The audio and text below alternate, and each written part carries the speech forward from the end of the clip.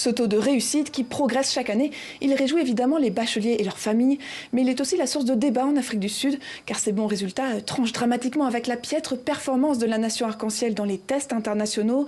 Par exemple, l'étude Pearls, qui évalue l'apprentissage de la lecture et qui estime en 2021 que 81% des Sud-Africains de 10 ans ne savent pas lire et comprendre ce qu'ils lisent.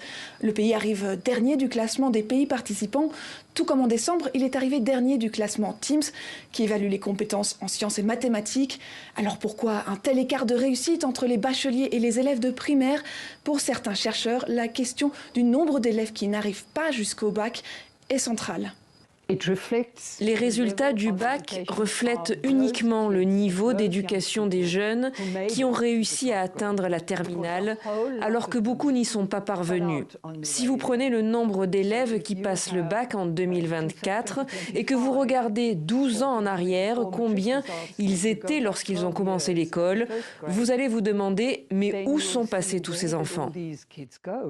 En 2023, par exemple, 740 000 jeunes se sont inscrits aux épreuves du bac. Mais si l'on compare à 10 ans auparavant, lorsque cette génération entrait au CP, ces candidats au bac représentent seulement 6 élèves sur 10.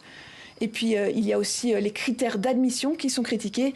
Pour obtenir le bac, il suffit d'obtenir une note minimale de 30 sur 100 dans 4 matières, 40 sur 100 dans 3 autres, et on peut même échouer à la dernière matière.